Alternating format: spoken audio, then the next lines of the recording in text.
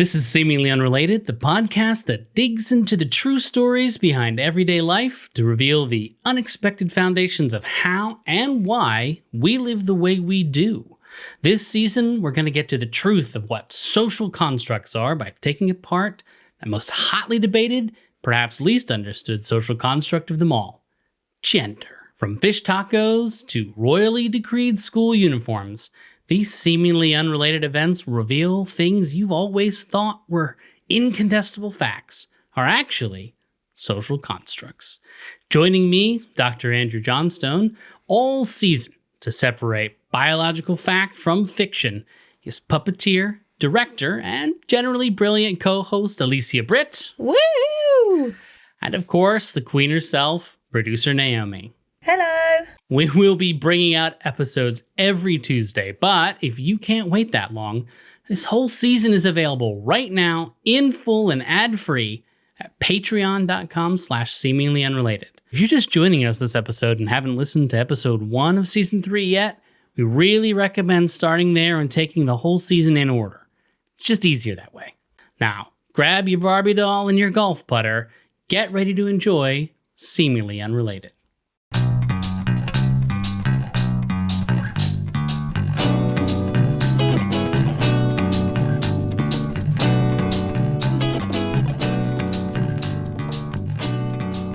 Welcome back to Seemingly Unrelated, gang. Now that season 3 is over-ish, let's do a little wrap-up. Let's conclude the threads, tie them all together.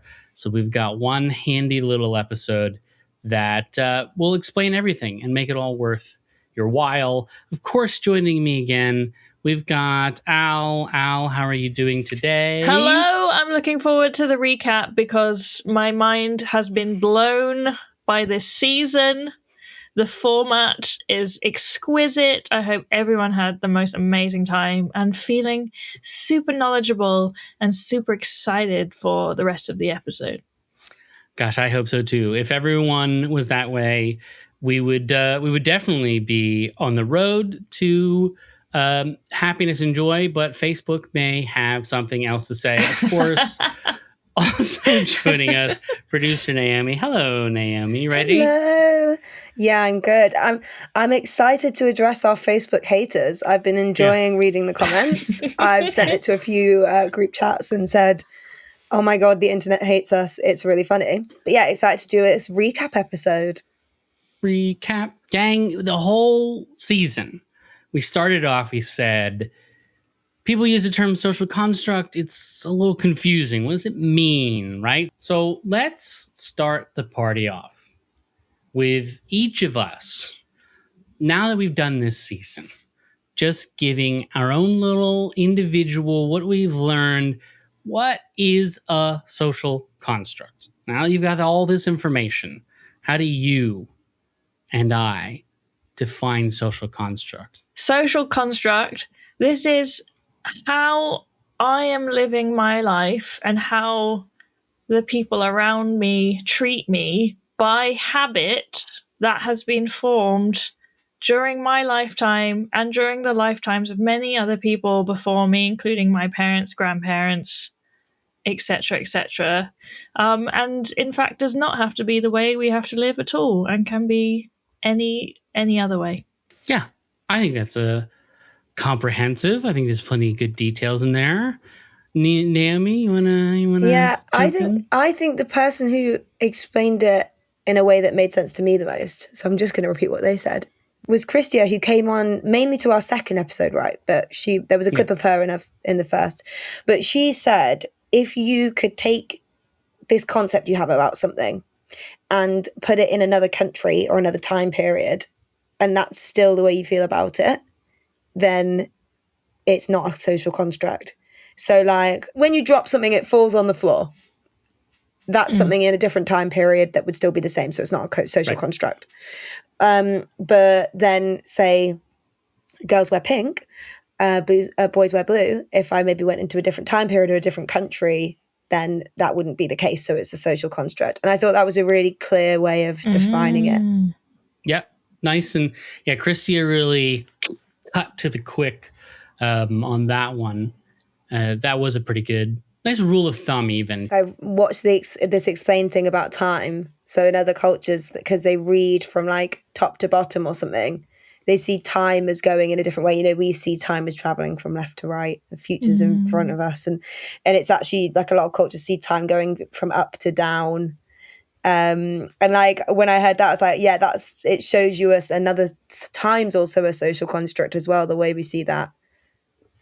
Yes, time is an illusion mostly created by capitalism, but that's a different season, perhaps, so seemingly unrelated.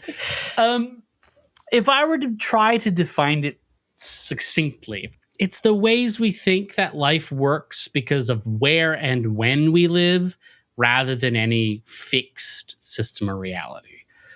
And I don't know for either of you if you felt that beforehand it seemed as like kind of an amorphous concept, or no, this is how I've always thought about it. So I don't know if either of you had a different experience before the show. I just totally, very quickly after we finished the series, thought that everyone was super aware of all the things we discussed, even though so much of the series was like completely new to me.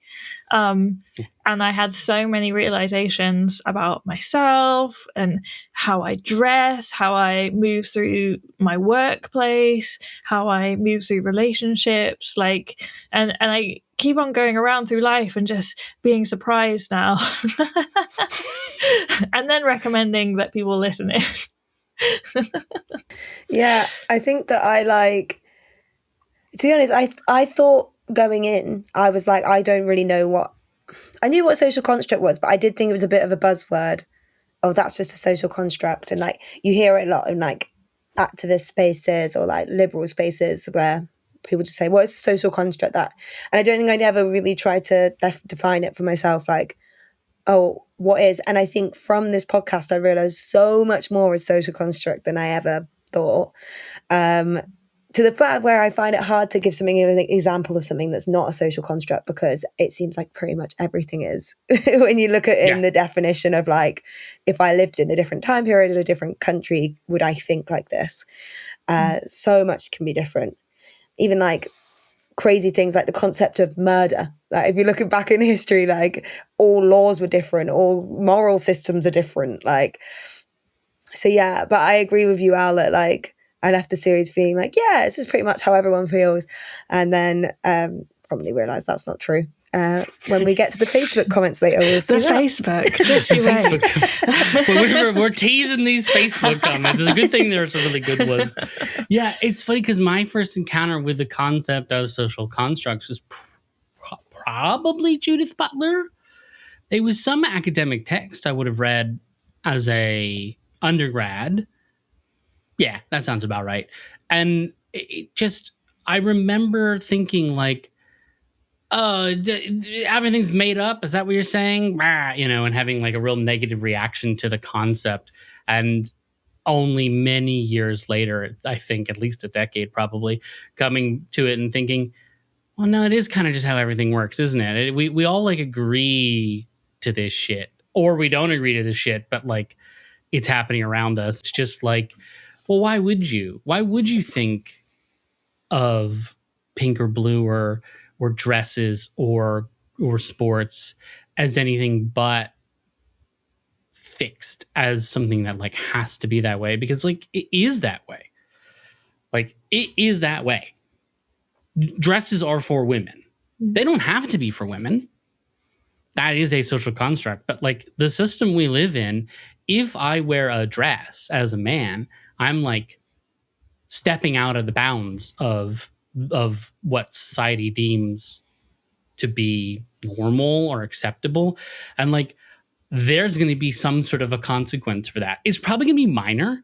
It's probably just going to be people being like, oh, this fucking guy, kind of an energy, but it could be major, right? Like people who have both beards and are wearing skirts get violently attacked, like at a much higher rate than people who have beards and wear trousers. You know, that's just, I can point to anyone who wants to do the data on that. The image of you in a dress was so beautiful, but like you were saying, you know, the world would look at you and be like, oh, that guy's like presenting feminine. And then I suddenly remember the Simpsons episode with is it a moo-moo? Do you remember this? Homer, I love that he's like 300 pounds or something to get his disability payment. And you're like, okay, Jesus Christ. And then, he wears a moo-moo. And then it gets really trendy and everyone's like wearing them. I'm just remembering it really badly.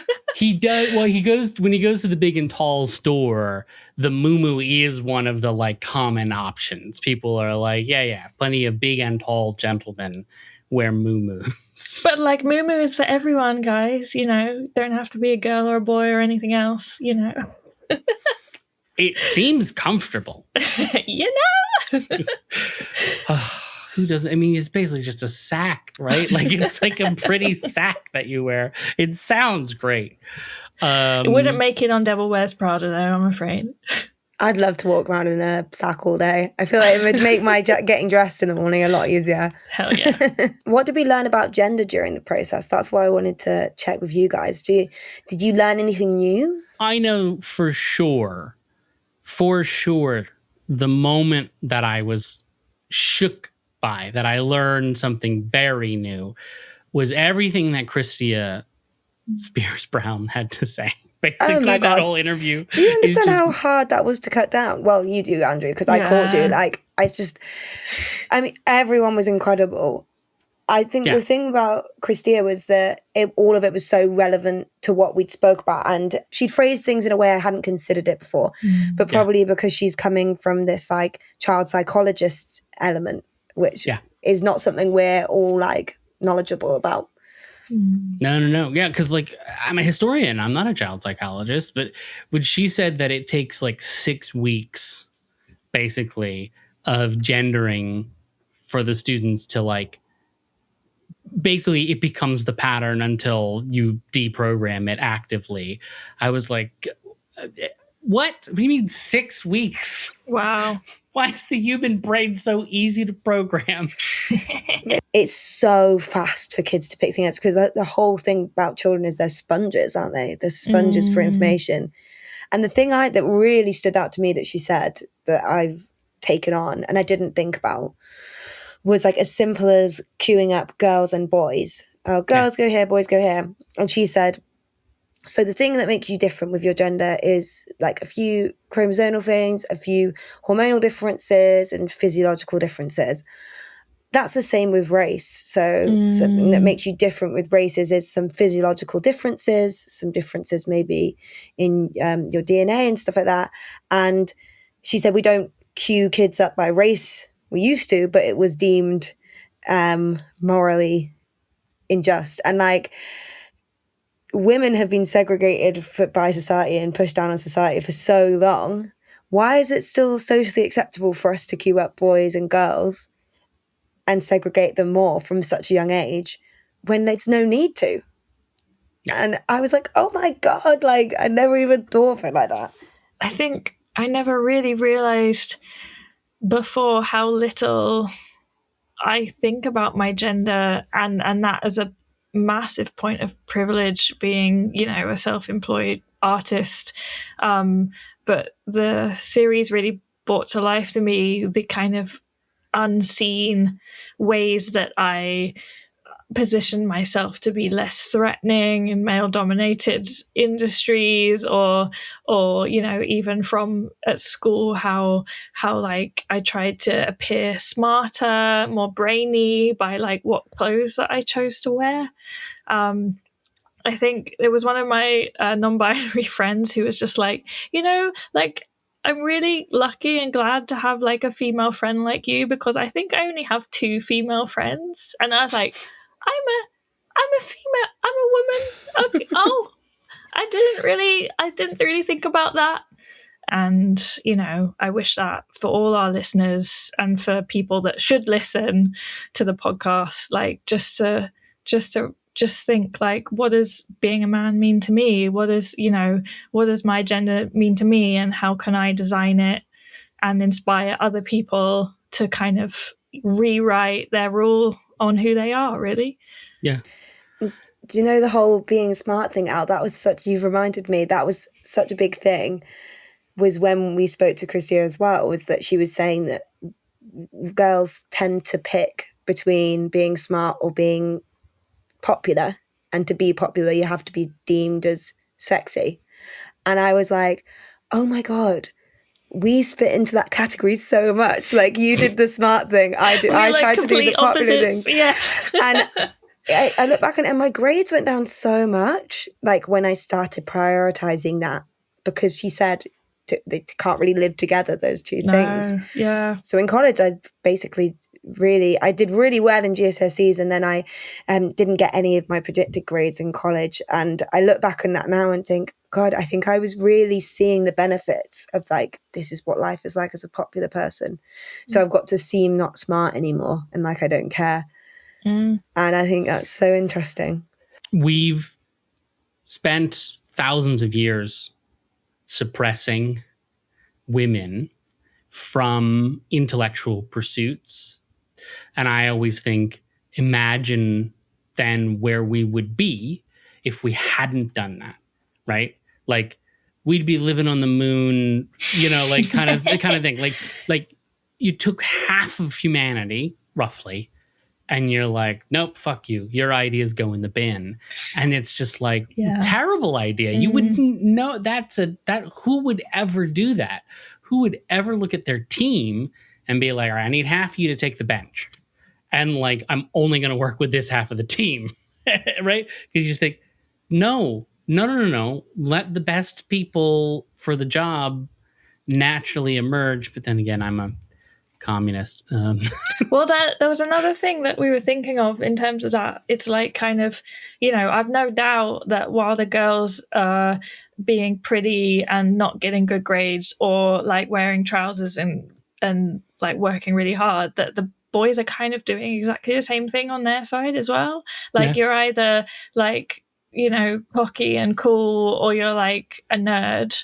And my theory was, like, you know, it wasn't until like halfway at least through secondary school that actually I had guy friends, and we started like talking and working together with guys instead of just being segregated boy girl in class, because let's face it, boys and girls don't talk to each other because of the way we've been told that we're separate groups and that we have to do things separately. So, you know, maybe if we did less queuing boy and girl when we're going into lunch in reception, you know, there would be less of this kind of like girls pressuring each other, boys pressuring each other stuff, and we'd all just get along and work together. Yeah. Didn't she say that, I think the boys, it was a bit different? There wasn't two things to pick between in her research. It was more, they were all put on this one track that was like, you have to be tough. Was that me remembering it right, Andrew? That was Christia. Yeah. Basically, the detriment for boys really that she highlighted was, strength through, and then we end up following up with that in episode 4 and talking about the Stoics. But it is very much strength through this resilient, tough entity, right? That everything's water off a duck's back, right? Like, you can even see it in the way that, you know, young men and boys form their friendship groups, right? That teasing is essential to it. I remember someone saying to me once, a guy saying to me, well, I can tell our friendship has escalated because we've gotten to the insult stage. Like, we're really close now because we insult each other. We attack each other. And your ability to resist and, you know, persevere through the attack is proof of our love or something, of our shared bond. Right. Yeah. So it is. So that's probably another lesson that I gathered from doing episode 4, that is this weird product of supremacy that we think like we have borrowed from the Nazis of all people. This idea that like dominance is something to be pursued, and dominance can only be pursued through this iron will. And you're like, my God, that is so specifically attached to German history in particular. It's very weird that that's become just like standard for all men to be like, then yeah, that's how you be man. I did want to say, or ask rather, why does any of this matter, right? Like, if someone listens to these 6 and now 7 episodes of season 3 and they're like, oh, that's crazy, you know, lining up boys and girls, and oh my God, it was men were losing at golf. And like, you know, if they're taking all these lessons, why does it matter? Does it impact them and their health? Does it impact them in their relationships, or like even in stuff that maybe you and I don't care about, like in business or something along those lines? I don't know if there was anything that the two of you have maybe thought of or observed since we finished recording, or even in the interactions we've had, that would say, oh yes, it matters because of blank.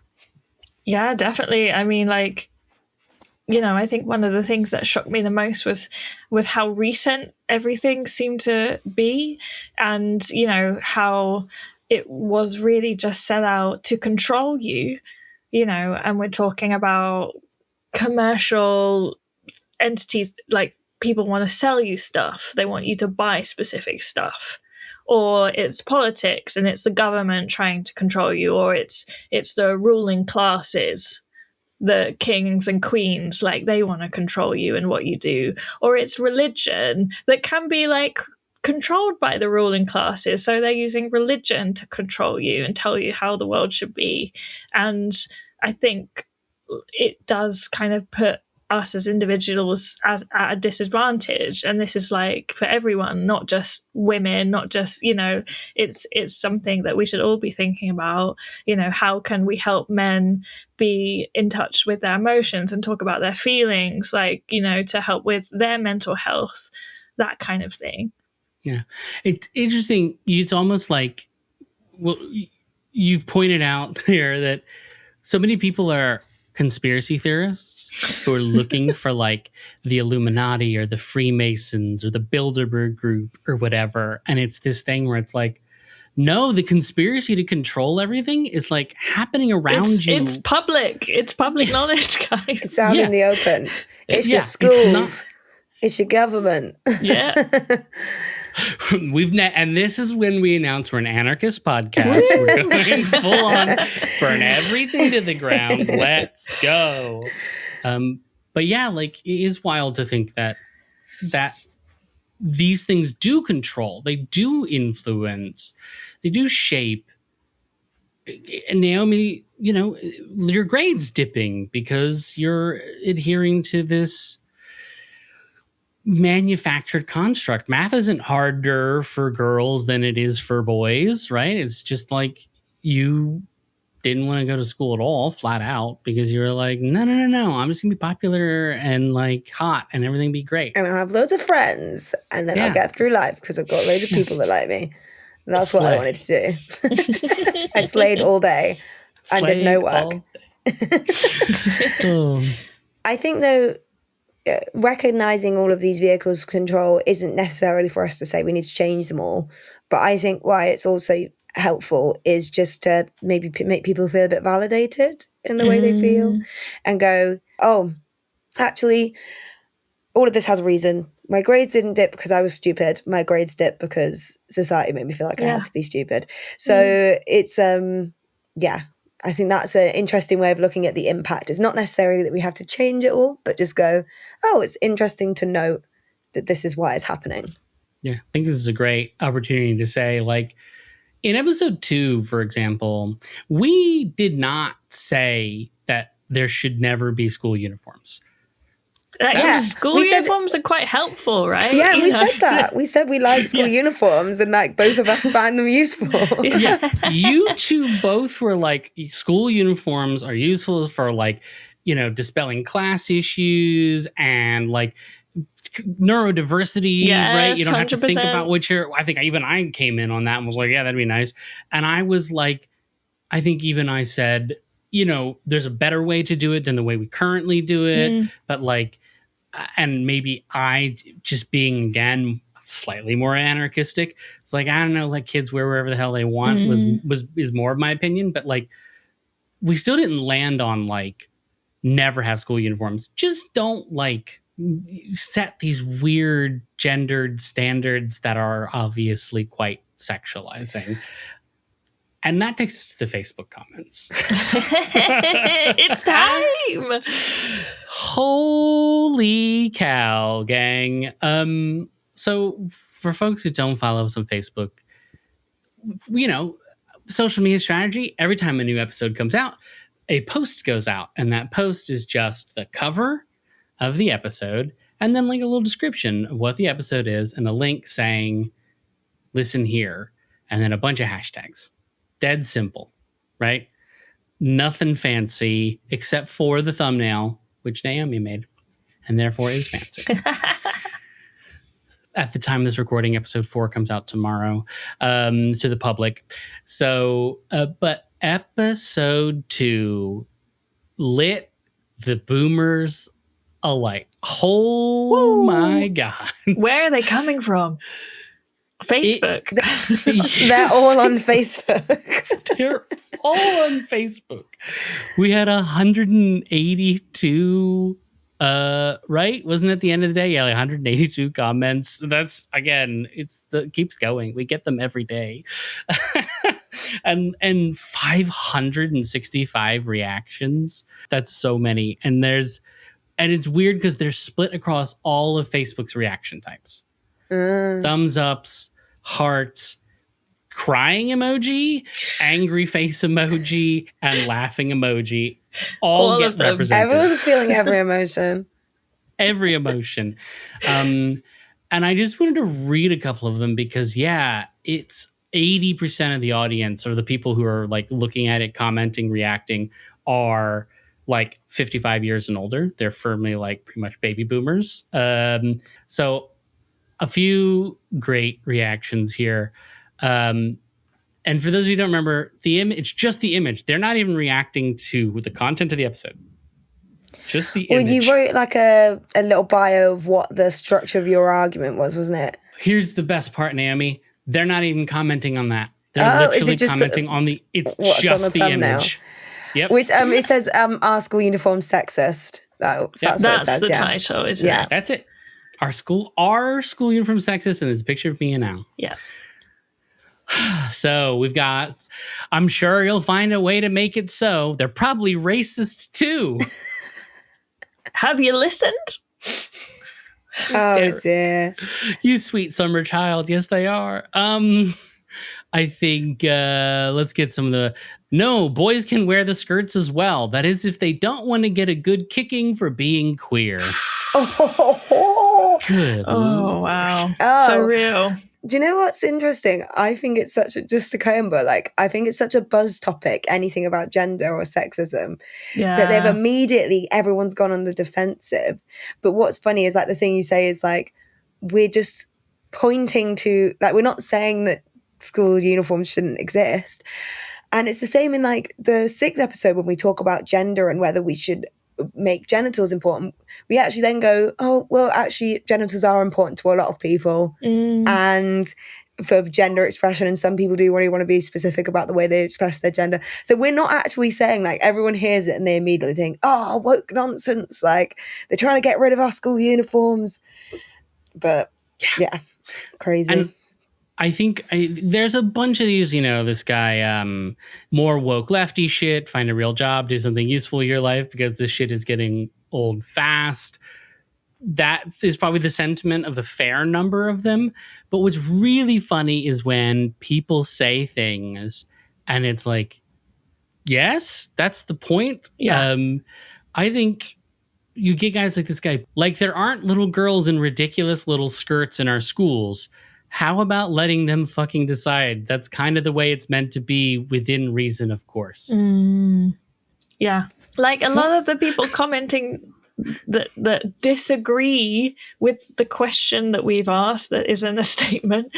It's like, what do they even want anyway? I'm not sure they even know. I mean, like, just thinking back on it, I'm like, if we were going to keep school uniforms but redesign them, I'm not sure, I feel equipped with the knowledge of how to best do that. Like I was like, in my head, I was like, oh, we can customize my tie with pins. That kind of felt like individuality, but like still, you know, like we said about class, you know, about like people who are smarter, or you know, they want to express themselves creatively, or you know, they've different body types, like, you know, everyone's different. So, you know, how do we redesign, if we were going to redesign school uniform, which we're not saying we have to, but like, you know, we're not, this podcast isn't like, let's fix this. We're just here to kind of like go, have you ever thought about this, kids? You know? Yeah.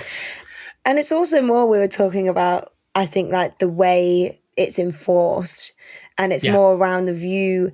And I thought what I found so interesting about the comments was a lot of them were men, and there was also women commenting, saying that like about girls' skirts being too short. And that was the main sentiment I saw in all the comments. Girls' skirts are too short. Even the ones that were agreeing with us were saying, yeah, it's crazy. Girls' skirts are getting so short now. Da, da, da. Yeah. And I felt like, you're actually not agreeing with us really, because the whole thing we're trying to say is the reason it is sexist is because we're constantly sexualizing young girls by talking about the length of their skirt. They're children. Like, let's just not stop focusing on the fact that their skirts are short and just let them dress how they want. And if they won't keep rebelling against us by making their skirt short, or if we stop making it such a point of contention. So, I think this is my favorite one that is emblematic of that. The reality of the way that most schoolgirls in Britain look is highly sexualized. Hey, somebody is saying, oh, isn't that interesting? I do not understand how we have reached this point where the girls are allowed to wear skirts that just about cover their knickers. Apparently, their mothers and the schools cannot be trusted. To stop this sexualized clothing being normalized, either we should have a length for the girls' skirts, or they should all be wearing trousers, and that does not mean skin-tight leggings. I welcome any discussion on this subject. If you say that to a child, say it's your child, and you say your skirt can't be that short, you just need to wear trousers, the first thing that child is going to do is put on the tiniest little belt skirt and show their knickers all the time, because they want to cause a reaction because they're a teenager. And you trying to control them more is not a concept of whether the teachers or the parents are controlling their kids well enough. It's going like, why does this anger you so much that you want to control them? Like, it's also, does she not know about the ruler length kind of thing? Like, this is constant, like, you know, like that's all that we're being judged on every day when we get it in the morning. The length thing is there, and it's like criminalization of stuff, you know, like criminalization of drugs doesn't work because people are going to do drugs anyway. So we're just punishing people for it. It's like, girls are going to wear short skirts. You constantly punishing them for it just makes them, I think, as a teenager, that made me want to do it more. And I think also like teachers having to constantly point it out and put rules around it made it feel way more creepy than it should have been. It's this bizarre response where she's correctly identified that schoolgirls in Britain are highly sexualized, right? Like, we've already established that. But it is this thing where it's like sexualized. The verb here is from the perspective of the people doing the sexualizing. They're not highly sexual.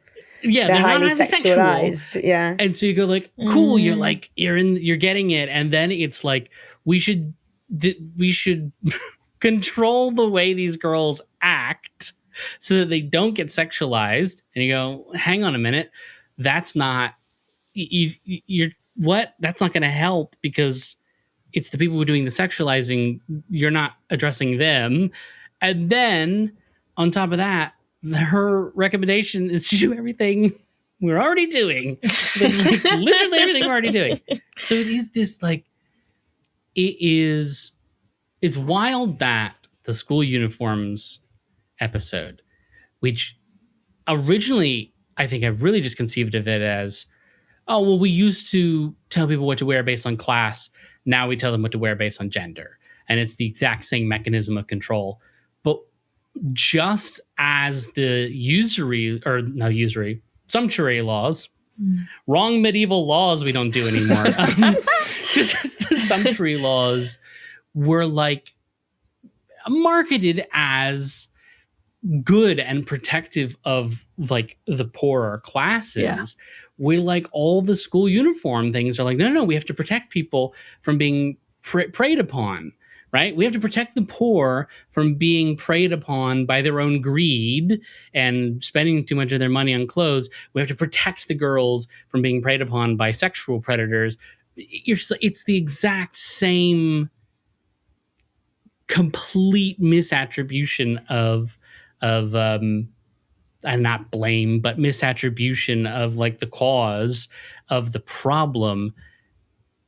And I guess it's just being executed through the exact same mechanism, which is just telling people what the hell to wear. It's fascinating. It's a very revelatory set of responses. I can't wait for episode 6 to come out. Sick. Get ready for the comments.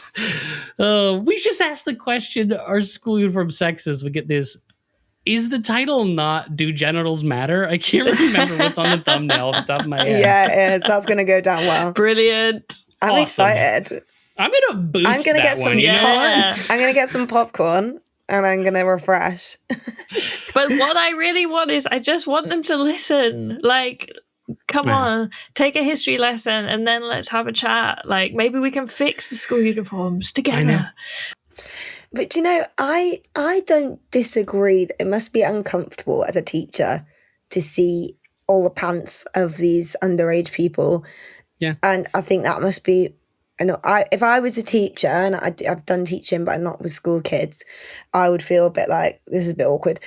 But I think it's just not our place to decide that for them. And I just think teenagers love to rebel. And the system we're doing by putting loads of rules in, as you say, is not actually changing the length of anyone's skirts. If anything, skirts are getting shorter, the more rules that are put in.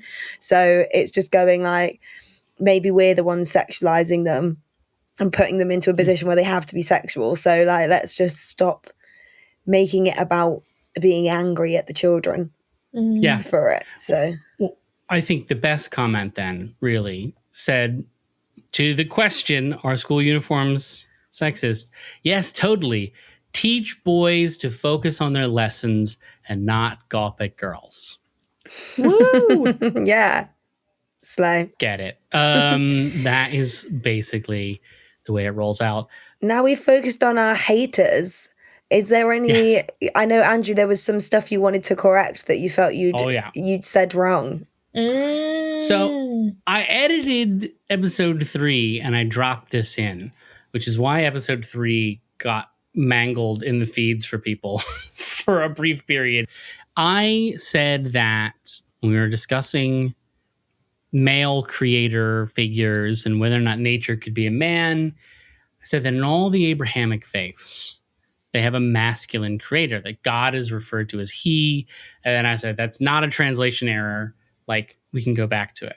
First of all, not true. I was wrong. We'll note that the very first bonus episode is about how I was wrong about things. And I'm admitting here that I was wrong again.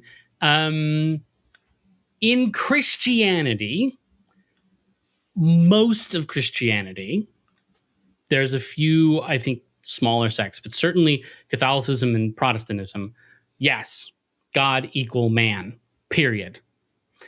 Anyone who says otherwise is usually referencing Apocrypha, so books that in the 300s were removed from the New Testament. And so there's something a little bit that's in line with the sort of rejection of the mainstream narrative that we talked about in the episode. Some version of Orthodox Christianity will also ascribe no particular gender to God. And I will note that in the book of Isaiah, God is referred to as a mother as well. That's just straight up in the Bible. Interesting. That's like the only time that pops up. But the rest of the time it's father. And so there are references in certain texts, particularly when we get into like the Jewish mysticism and Kabbalah, which ascribe neutrality, gender neutrality to God. There's a certain amount of God is such a big thing that to ascribe gender to it would be a bit foolish, but we'll default to male. That's way, way oversimplifying it. But I think it seems to me it's like male leaning. God's a trans man, maybe, in Judaism. I don't know. But here's the beautiful one. One of the great things about Islam, there are many wonderful things about Islam, but unlike every other major religion, the Quran is unaltered. Yeah. Arabic was a language in the 7th century CE, and the Quran is the same text. We have copies of the Quran when the first edition of the Quran was written. God is explicitly not gendered in Islam. It is said in no uncertain terms that God does not have a gender. So Islam has a gender neutral, non-binary God. Allah is not binary. Period. So I just wanted to put that out there, make sure everyone knows I got it wrong, and that it is indeed not a translation error, because there's nothing to translate. It's the same language. But what I think is more interesting is that why would I have said that if not for the fact that I was raised in the Protestant church? And I've also been raised by society that those three religions, the Abrahamic faiths, are essentially the same religion with the pieces mixed up. Yeah, absolutely. Right? That the Old Testament is just all of the Hebrew stuff. We call it the Hebrew Bible. Like, it's just that stuff put into this book. And then the New Testament is like, okay, here's what to keep, here's what to throw out, and this, that, and the other thing. And that Islam is this, like, and growing up sort of in a more liberal mindset, like a leftish leaning mindset, being told, well, no, Islam, they still think Jesus is a prophet. They're really just like continuing the traditions of Christianity and Judaism, but they're just doing things slightly differently, in this vain attempt to get people not to hate Muslims, which is very hard to do in the United States in the 2000s. So all of that kind of came together, and I made this error because I'm a product of those same constructs. I grew up with male God, and I grew up with the idea that my religion as a child was really just the sibling religion of all these other ones. So it's very easy for me to just say something without really thinking that, oh yeah, they're all the Abrahamic faiths all believe in a male God, when that is objectively not true. So I got that out there. It's okay. You're allowed to make mistakes. And it's good you correct them when you do. I mean, this is why we would love our listeners. Get in the comments if you are raised religious or practice a religion. Tell us your thoughts on the gender of your God, or even, is your God human? Like, what is your God? We'd love to hear from you, because talking to each other is the only way we're going to learn this kind of thing. Yeah, that'll be interesting. I do think that's a good place, actually, to wrap up, because this is an ongoing conversation. We hope that leaving season 3, listening to this episode, it's a conversation starter for everyone. We're going to do a bonus episode this month about the stuff that we cut out, including some things about the Israeli soldiers and residential schools and some real dark stuff. Get excited for that episode. But this is just 6 sub 1 hour episodes of a podcast. I hope everyone got something really big out of it and enjoyed it, but it is definitely part 1, the jumping off point. And I hope everyone gets a chance to have those conversations and to think a little bit about gender as a social construct in their life, and what do you want to keep and what do you want to get rid of and what do you want to talk about and explore, because that's all important conversations to have. Any final thoughts from the two of you on this one? I found this series really fun to produce and work with you both on. Something a bit different for us because we haven't done a limited series before and we changed the format a lot, and there was some growing pains, e.g. the mics. We didn't realise Al's mic was coming through AirPods for quite a few episodes because we didn't get told that by the recording software. So lots of things that we learned, but I also think like what great reaction we've had, and I'm excited to make future things more on this format, and I think it allowed us to really deep dive into something which we weren't able to do before. And I loved making them all in advance so we could follow a bit more of a structure of how things went. So like, let us know in the comments, please let us know how you found this new structure. If you have any feedback, people have sent me their feedback of things to change, and I found that really useful. And thanks to Andrew for always listening to me going, please could we try this, and being so receptive to it. And I think we've done something really good. Yeah, thanks Naomi for looking after my microphone and my sound. Puppeteers are not very used to using their voice, so this is like an incredible platform for me to come on and scarily show my face, not hiding behind any kind of scenery or set or anything like that. So I'm really grateful, just to spend this time making this amazing project with you guys. And I think that I loved especially how each episode we made, we learned something, the next one would bring it back up again and we build on it. And I loved shooting before the interviewers so that we could preempt what they were going to say and then listen back and being like, isn't that crazy that, Naomi and I had that thought exactly like moments before, we heard the interviews, and each episode by episode, everything kind of links in. Like, it's just an incredible way to make a story. And I look forward to what the next seemingly unrelated is. Yeah. Well, first of all, thank you, Naomi, and you're welcome. Your ideas are always valued. There's always something. I think if anyone saw what a script looked like before it went to Naomi, because it always is Naomi before it goes even to Al, it's like just a ball of yarn and rubber bands and paper clips that makes like total sense to me, where I'm like, you could trace the map, and then Naomi just looks at it and goes, okay, what are you talking about? I think the thread is this. Does that make sense? Yes, great. Cut this out, please. So. You've got a wonderful mind palace going on, Andrew, but just for an episode, I need a mind street rather than a mind bungalow rather than a palace. Even a mind parlor. We can just sit around and sort of enjoy what's in the room.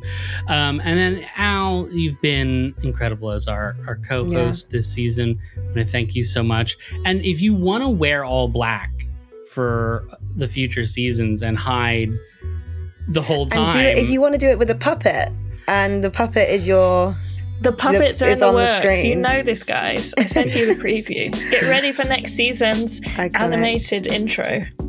I also would not say no to a puppet on each episode. It would be amazing. And also for the animated intro. And speaking of the next season, it's in the works. We're in stage 0 of the planning, which is that I have like 3 to 4 ideas that have been sketched out, and now we get to have the conversations about what we can do and what's Andrew's going to work. in his mind palace.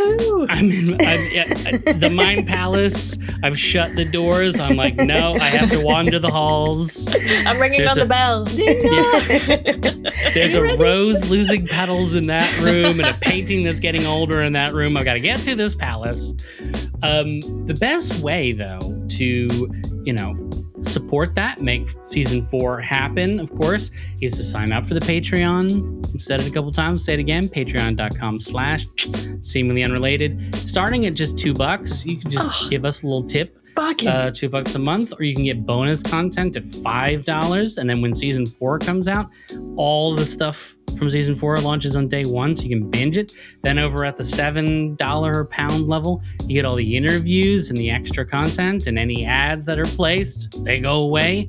This is all available and a great way to support things, because we got to pay for things like editing and like, you know, if there's going to be puppets made, that's definitely going to need to get paid for. That's not a free service. That doesn't come for free, gang.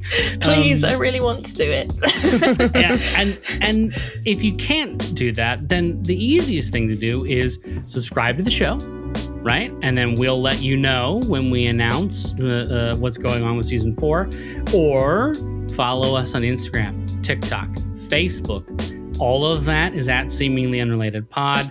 LinkedIn, sure. We've got like hundreds of people on LinkedIn. Let's take it corporate. Woo! Yeah, We mean business. We'll get corporate with you. We'll get corporate. Do you want to, I don't know, pay us to make you a podcast? We'll do that. That happens. Love it. We would love to get season 4 together, and it's really just going to come down to a couple of different factors as to what it's about. Maybe it'll be about capitalism. I think that's Al's vote. So I've got material. So tune into that. Thank you so much for listening to us along this season 3. We will still be hanging out every month with bonus episodes anyway. Check those out, and we'll catch you for season 4. ? Let's say December. That's ambitious. Let me check my diary. Oh no, my schedule. I'm in Vietnam again. And we'll see you next season on Seemingly Unrelated. Goodbye, everybody. Bye. Bye. Thank you. Thank you.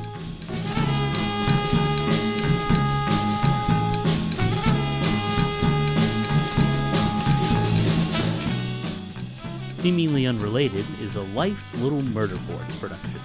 Created and hosted by Andrew Johnstone, audio production and editing services provided by Naomi Coe.